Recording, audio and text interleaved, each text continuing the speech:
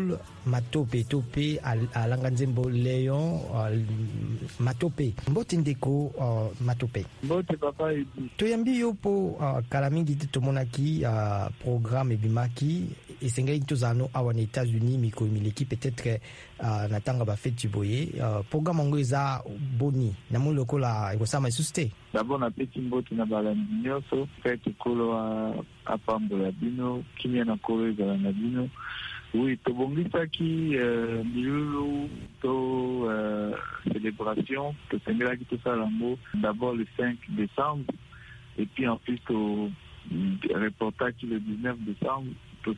Salemite kaka mpona problème ya visa awa na ambassade na Libreville. Donc il y a eu un problème de demande de visa. D'abord ambassade na rendez-vous ezalaki te et puis finalement tant on a vu rendez-vous bayebisi nga te non naza na programme ya DV loterie donc ndeko moko abetelaki nga à partir ya États-Unis kuna nga nabosanaki abetelaki nga programme ya DV loterie et bayebisi nga ke bon soko oza na programme wana moyen au FENGA visa non immigrant exact. Donc il faut en juin l'année prochaine.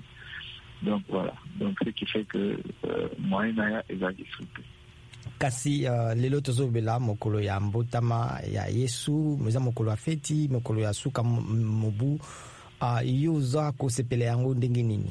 Chaque 25 décembre ya suka ya mvula mpona ngai ezalaka occasion moko kaka mpona kopanza sango malamu parce que baza mibale te baautorité spirituelle ya mangomba des autorités spirituelles ya baculte oyo mbotama na bango bafetaka yango lokola ya Yesu te baza mibale te. C'est le seul oyo ke mokolo moko mokili mobimba etelemaka on dirait ntango etelemaka le temps s'arrête bato nyonso tu bakanisi kombo wana me ebele bayebaka te alors que eza opportunité monene eza occasion monene mpona biso koyebisa bato mokili mobimba lelo tokanisi tata wana voilà tata wana Yesu aza boye aza mwana na Nzambe ayaki mpona komikisa biso. Donc c'est mpona nga ezala kaka occasion moko spéciale ya kopanda sango malamu na bato oyo bayebi Yesu te parce que en réalité na bosolo le 25 décembre Yesu abotamaki le 25 décembre te abotamaki date mosusu toyebi te mais comme bato nyonso bayokani ke tocélébre yango le 25 mpona ngai eza kaka occasion wana ya kopanda sango malamu kosakola koyebisa bato omoni feti ya lelo ezali mokolo ya lobiko yaki na mokili donc bato nyonso bandimeli Yesu bazwa lobiko. Voilà. Mingi bakanisi ezalaka mokolo ya kosala mwa limpati kolia kopesa baninga bakado kosala baéchange tout ça mais kasi na mobu tango toza mikolo komi mwa pasi bokono ya covid esika na bakote mosusu bitumba ezali kote mosusu bato baza na misolo te yo kanisi na kati maloba te ndeko me mpona ngai na mokolo ya le 25 décembre ezalaka mokolo ya bakado te ezalaka mokolo ya kosala lipati kolamba biloko kolia kopesa badon te ezalaka bongo te mpona nga soki nalamuki naza na tema ya bomoi nakumisaka Nzambe soki naza na opportunité ya kosala bakado nakosala bakado so naza na opportunité ya kosepela na baninga bakosepela nazelaka le 25 décembre te mpona nga Yesu chaque jour soki apesi nga pema na bomoi nasanjolaka ye nakumisaka ye na baninga soki tokutani baoyo tozalaka kasi basusu bakanisi lokola ata tozoloba makambo baklistu mpe basusu ata mokolo wana soki otangi na Bible lobi esengo na mokili kimia mpo mwana Nzambe abotami baangelu bapesaki message eza mokolo ya kopesa bato elikia te kosepela yango nalobaki ntango tuninga motuna ya liboso nga nalobi mpona nga ezalaka mokolo vraiment oyo ezali une occasion unique exceptionnelle mpona kopanza sango malamu koyebisa na mokili Yesu wana aza nani. Ntango ozoloba boye nazokanisa nzembo moko nakanisi ezali Nicodème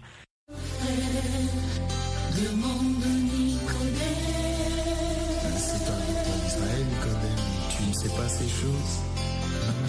Jésus répondit, en vérité, olobaka makambo ya naissance to nouvelle naissance. Bon, eza occasion te mpona kosala makambo ozoloba wana. D'abord eza nini yango wana? Nicodème ezali boye. Nicodème ezalaki en tout cas inspiration nzambe apesaki biso koloba ke eza na bamingi lelo batangaka liloba nzambe me basosolaka yango te. C'est-à-dire banicodème ezalaki lokola nganga nzambe asalelaka nzambe me ayebi nzambe oyo azosalela ete omoni. Donc lisolo ya nicodème ezalaki wana ntango nicodème yesu ayoki yesu azoteya sango malamu akendeki komona ye alobi ye ozoloba ke esengeli na nga nabotama ya sika, donc nasi nakomi mobange boye ifo nazonga na libumu ya mama mpo nabotama lisusu. Yesu ayebi te oza na besoin oyo eza ya molimo ebotamaka na molimo, oyo ya nzoto ezalaka ya nzoto. Yango aexplikaki malamu, aexplikaki no tozoloba awa kobotama ya sika, c'est-à-dire ondimeli ngai, ondimi liloba na nga, molimo na yo ebotami ya sika, okomi mwana na nzambe. Donc nzembo toyemaka Nicodème yango wana tambokuse potango eza mingi te na epi elingi koloba te mokolo lelo eza mpe mokolo ya bato kobotama mbala ya mibale, kobotama ndenge olobi na kobandela bomoi na kati na Yesu.